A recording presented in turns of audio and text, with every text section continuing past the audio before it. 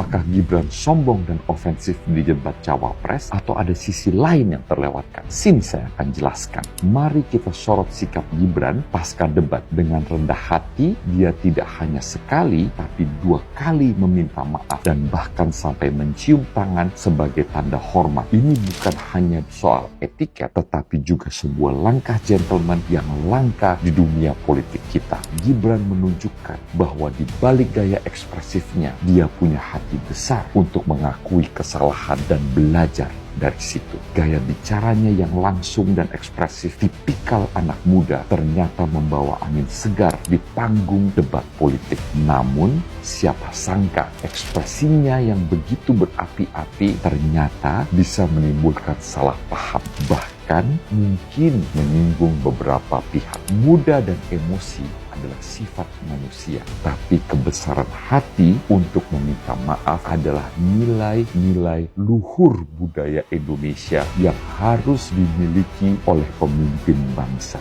Gibran menunjukkan hal ini malam itu, suatu yang gagal disajikan oleh kedua capres setelah memperolok Bapak Prabowo dalam debat yang lalu. Perilaku ini bukan hanya tentang sopan santun, tetapi juga tentang kedewasaan emosional dan tanggung jawab moral. Nah, coba bandingkan dengan insiden saat Prabowo dibully oleh beberapa orang. Apakah mereka pernah meminta maaf seperti Gibran? Tidak kan? Ini menunjukkan bahwa Gibran dengan semua gaya ekspresif dan semangat mudanya telah mengambil langkah lebih dewasa dan bertanggung jawab. Keunggulan Gibran tidak hanya terletak pada sifat ekspresifnya, tapi juga refleksnya sebagai anak muda, cepat dan tanggap. Hal ini terbukti saat petugas KPU terjatuh, dia langsung sigap menolong. Kecepatan dan kepedulian seperti ini adalah sifat-sifat penting yang dibutuhkan seorang pemimpin. Jika masih ada yang meragukan ketulusan maaf dari Gibran, mungkin kita perlu memikirkan